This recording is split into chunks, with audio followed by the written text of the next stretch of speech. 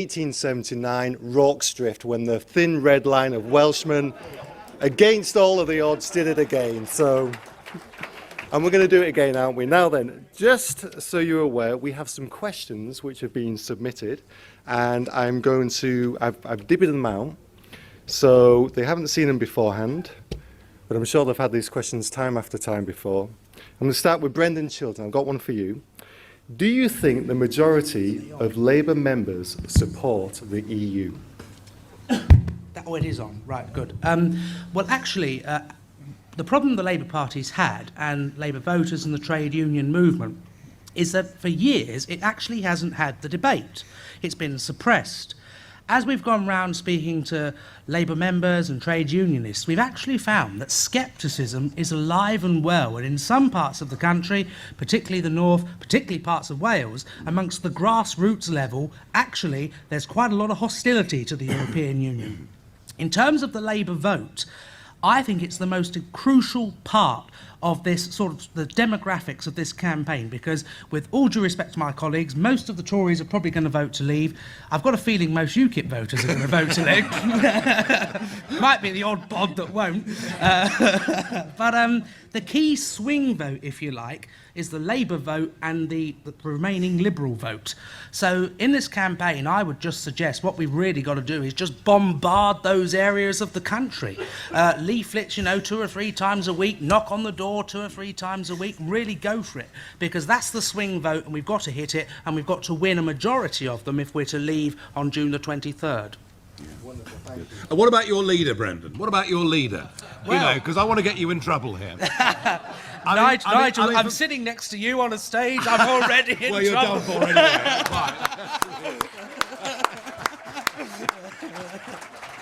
But I mean, the idea that Corbyn is a principled politician, when for 40 years he supported the Tony Benn view, and the Tony Benn view on the whole of the European question was brilliant from start to the end of his life, when he said, we can't vote for the people that make the laws, we can't remove the people that make the laws, and therefore it's undemocratic and I'm against it.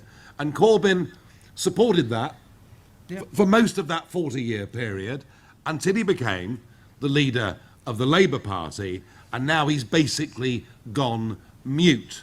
And what do you have to say about your leader? Well, thank you for that, Nigel.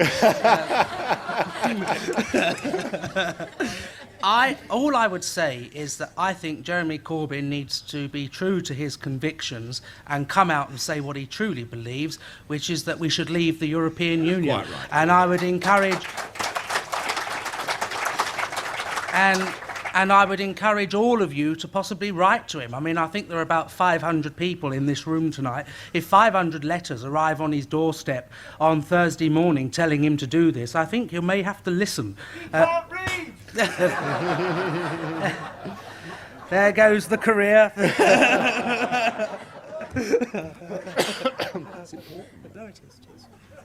Very good. Thank you very much, Brendan. Okay, I have one now for Simon Heffer. Given the short time until the referendum, what are the key vote-winning arguments to ensure victory on the 23rd of June? Well, I'm pretty certain that the one that I spoke about in my speech, and which every other speaker has echoed, is the key argument, which is, do we believe that we can run our own country, and do we think we deserve to run our own country? And that affects everything from the way we run our economy, our taxation system, and of course our borders. And that is what I say to people. When people say to me, why are you so keen to come out? I say, because I'm grown up, and when I vote, I want to vote for people who can make a difference. I don't want to vote for people who turn around and say, actually, we agree with you on this subject or that subject, but our European masters won't let us change our mind and won't let us change the policy. And there are many arguments that can be used. Unlimited immigration from Europe, I think, is a very powerful one. I agree with everything Nigel has said about the cultural risk we are taking, and the risk certainly to women's rights in this country, which I think is wildly understated, and we need to be very alert to it. But in the end, it all comes back to the same thing. It all comes back to sovereignty. It all comes back to this business of whether we can or cannot run ourselves. We are a developed country. We are a country of largely intelligent people. We are perfectly capable of running ourselves. We did rather well until 1973. We were not in a state of ruination before we went into the European Union. And we can do that again. As I said when I spoke earlier, if we do not take this chance of a lifetime on the 23rd of June, if we think that the domination over us of the European Union has reached its limit, I fear we will be wrong. The European Union will seek to integrate us even further. We'll have even less sovereignty and fewer sovereign rights than we have at the moment.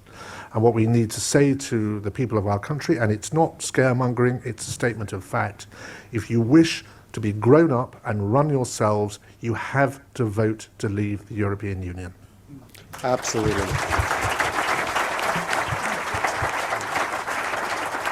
Thank you, Simon. Okay, one for Nigel. There is a threat of Port Talbot closing, yet its sister plant in the Netherlands is receiving €100 million grant from the EU. I guess it's a statement of fact there. Would you like to comment? Well, we've got this unlevel playing field in Europe, haven't we, where, nearly all of our coal-fired power stations have closed down, and yet Germany are building coal-fired power stations like Billio. Yeah. A lot of this is because this game of negotiating in Europe, of getting the best for Britain, is not something any British government or the Foreign Office have been any good at for the last 40 years. We took the European plan for expensive energy and we put bells on it and made it even worse. So not only is Europe uncompetitive compared to America, compared to India, compared to China, but Britain is now uncompetitive compared to the rest of Europe also. So we've been very, very bad at standing up and defending our vital industries, whether it's fishing, whether it's steel, whether it's financial services. It doesn't matter where you go.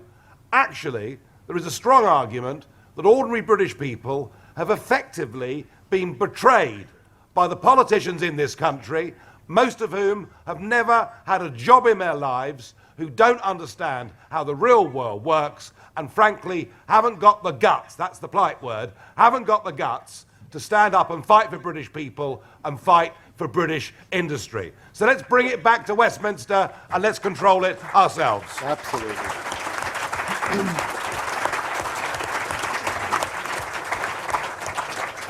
Okay, I have one here for our... The EU... Nowhere's more corrupt than FIFA, come on. And while we're at it, should we leave the Eurovision Song Contest also? Yay! Newport. Newport, absolutely. Okay, our local MP, David Davis, one for you. To what extent do you think that staying in the EU, taking into account the growing migrant crisis, will have effect on South Wales? Sorry, Nathan. Indirectly, it will have an effect, because one of the big issues that I have to deal with is the complaints that people make about house building going on all over the countryside.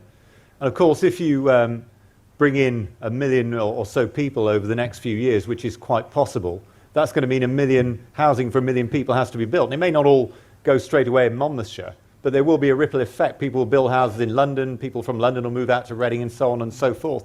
One of the great ironies is that I always get these emails from the Greens. Haven't mentioned climate change yet, and I promise not to tonight, because I've got some views on that are a bit unorthodox.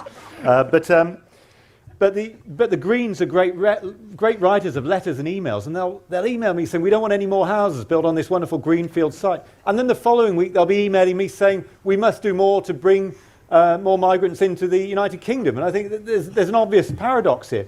I don't have any problem with immigration per se. I don't have any problem with anyone of any race or creed, culture or ethnicity or religion or whatever. I just ask for this. It needs to be managed, and anyone who comes here needs to be willing to respect our rules and our culture. And that's all that I think most people of every ethnic background will agree with this, and all we're asking for. Yeah, absolutely. Yeah, absolutely. Can I just amplify just amplify what David's just said. We have to build a new house, a new dwelling in this country every 7 minutes to cope with current levels of immigration.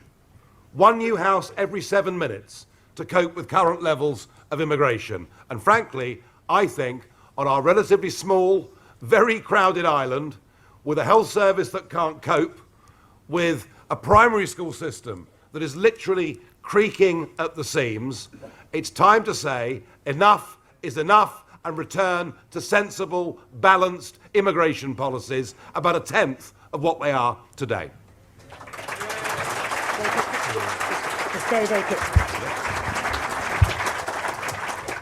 I'll just be very brief. One other thing we also need to do to get a grip on the housing problem in this country is to stop these billionaires from abroad buying up swathes of the property market in London and other parts of the country and build affordable homes for working people, not to be sold off for profit. Wonderful, thank you. Brendan, I have one for you now. The Remain camp's Project Fear is clearly spiralling into increasing hysteria, suggesting a Leave vote would render the UK a dysfunctional nation seemingly overnight.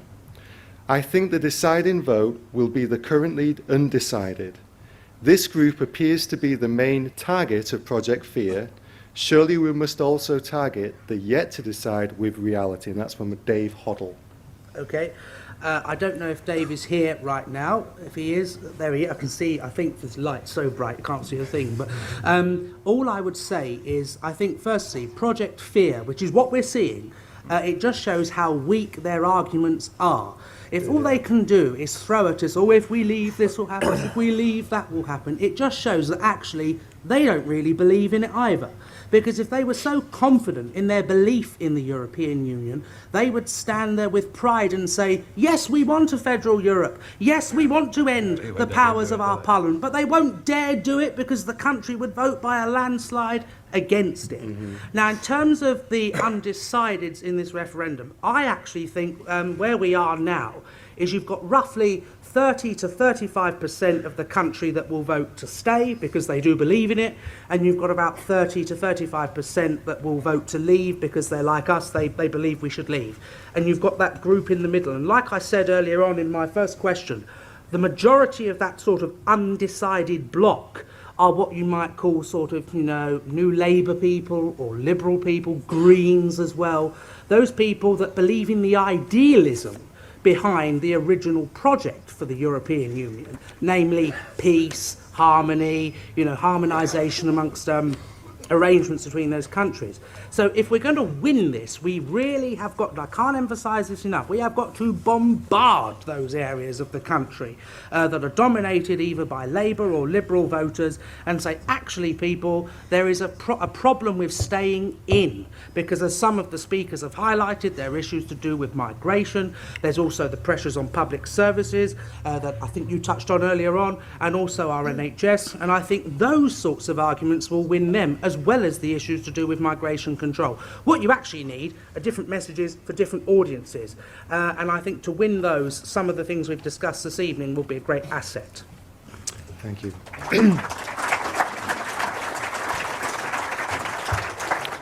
Simon, the Brussels Eurocrats have stated that a Leave result from the EU referendum will be final, and the EU would not allow us back. Does this mean the EU will accept the result as final and not pursue us for another vote more to their liking? I very strongly doubt that the EU as we know it will exist 2 years after we leave. Because we are the second highest net contributor. And it isn't just a question that they'll need our money to survive, to run their rather corrupt and disgusting operations. It's also going to mean to other countries that they'll see what we've done and they'll say, well, hang on, if they can do it, why can't we? I mean, I spoke to a very distinguished Irishman about 2 weeks ago on this subject, and he said to me, you know, if you leave, we're going to have to leave too. Now, that's a matter for the Irish to decide. But it's going to be very difficult for Ireland to stay in the EU if we go. It's as simple as that. Not least because they'll probably have to close the border between the 6 counties of Northern Ireland and the rest of Ireland. Otherwise, they become a backdoor into Britain for us, and they don't want that any more than we do. They don't want to have refugee camps being set up in Ireland of people trying to get to this country from Europe. But it isn't just about them, it's also countries that have had immense economic hardship because of the utterly misguided and disastrous Euro project. The Greeks, the Spanish, even the Italians, saying, if the British can do this, we can do it. And one thing that we don't seem to talk about very much in this country, for reasons I can't quite understand, is how very bad the French economy is. I mean, our nearest neighbours, 22 miles across the Channel, are a basket case.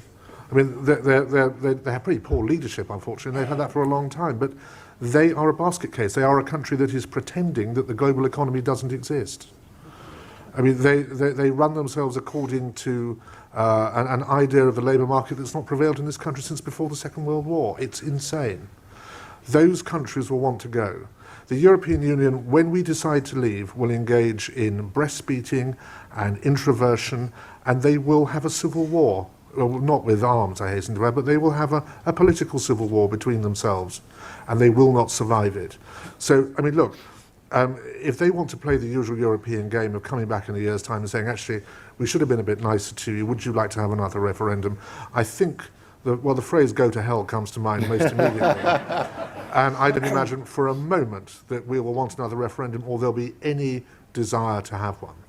But I would repeat, if we go, the whole disastrous project of Europe will start to unravel, and it will serve them right. Absolutely.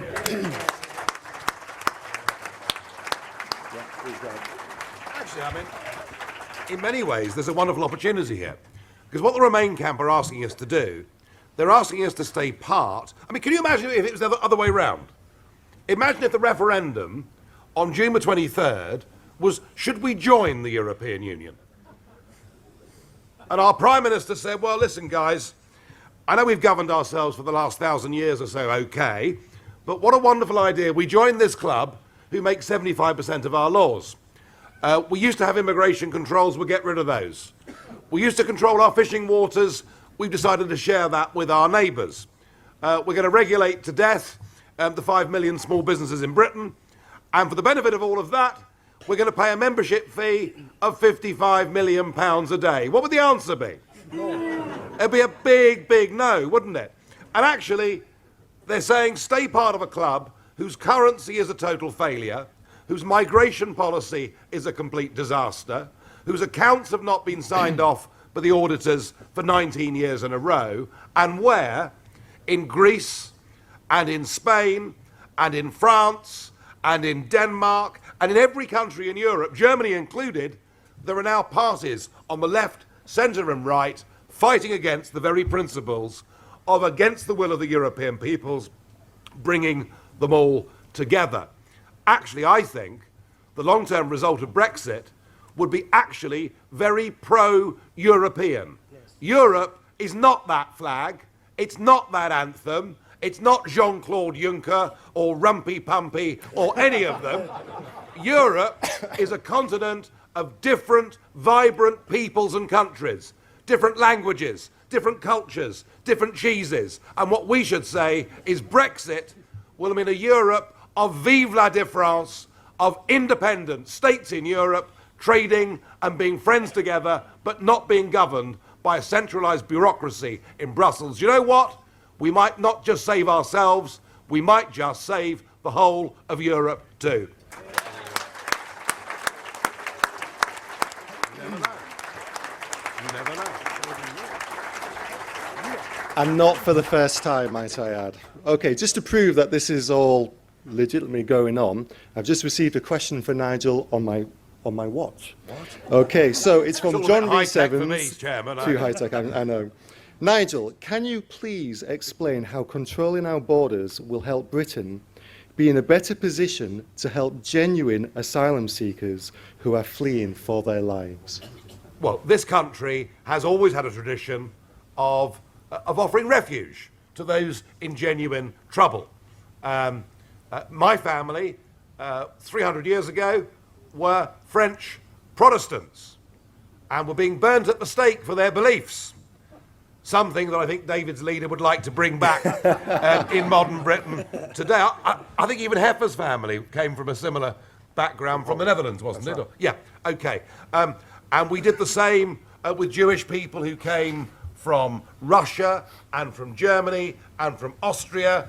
And just over 40 years ago, of course, Idi Amin, who'd gone absolutely crackers and said he would kill all of the Asians, and 28,000 of them came, and they've integrated well and been hugely successful. However, the definition of a refugee is somebody who fears direct persecution as a result of their race, their religion, orientation, or beliefs. And what Europe have done is to open the concept of refugee to anybody that comes from a poor country or is displaced by war. And as I've said before, countless times, Europe simply cannot take countless millions of people, particularly given there is now a new poison, a new problem in the world that is called ISIS. Do you know something? All this talk about migration, all this talk about those that are coming from the Middle East and from North Africa, we've completely forgotten one group of people. Christians. Christians in Syria and Iraq and Iran. People who are being massacred because of their beliefs. And yet I was told by Mr. Juncker a few weeks ago that it wasn't about religion. Refugee status is nearly always actually about religion or ethnicity. And I would say this, had this country last year not accepted legally, because of our open door policy, 642,000 fresh people into this country, if we had normal post-war levels of migration, I think we could open our hearts to more people who were genuine refugees coming into this country. And if we don't start to help the Syrian Christians and the Iraqi Christians soon, they will all be dead. Absolutely.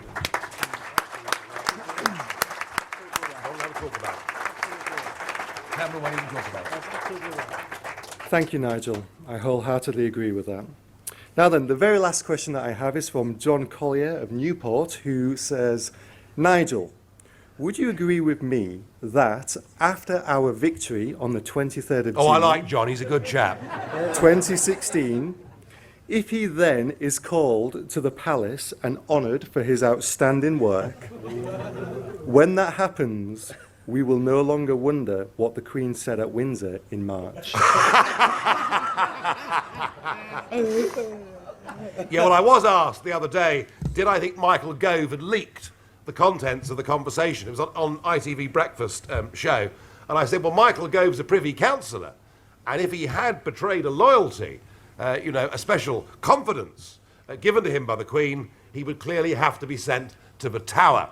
And he hasn't gone. I've no idea where the Brexit Queen story came from, although we can be entirely confident as to the views of the Duke of Edinburgh. Of that there is absolutely no doubt whatsoever. And it was said, with respect to the other parties on the panel, it was said of the late Queen Mother that she was UKIP before the party was even invented.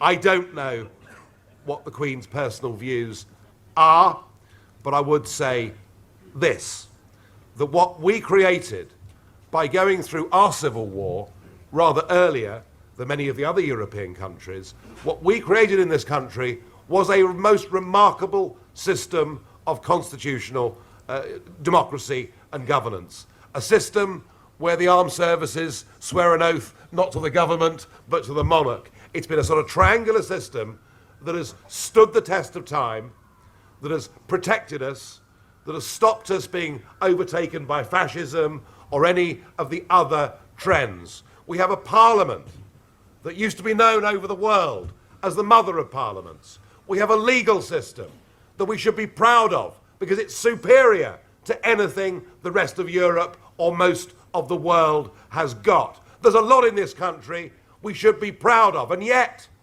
our political class have been prepared to give it all away because they want bigger salaries and bigger stages on which they can strut. And they are the same people, the Mandelsons, the Kinnocks, the Ken Clarks, and all the rest of them, that are urging you and lying to you and telling you we must remain. And we need to build the biggest people's army of modern times, revolt against them, cast down their grand political project, and take back control of our lives, our country, our borders, and our future.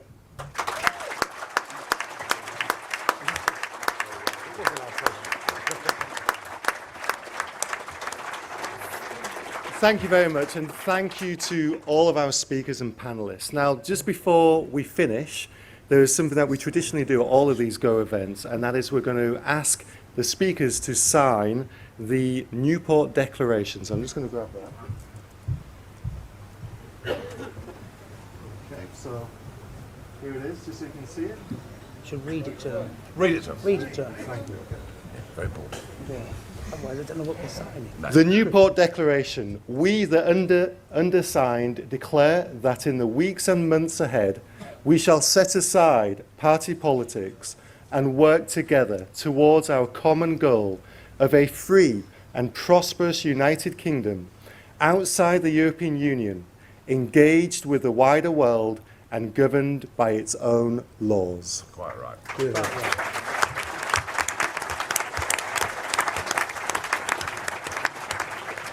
Once they have signed this, you are free to go. But we would just ask that you put your names and addresses on the forms that you have on your chairs, that you go to the back, find out about where you can get leaflets from, how you can participate, how you can help, and how you can be a part of this people's army that will lead to our independence. Thank you.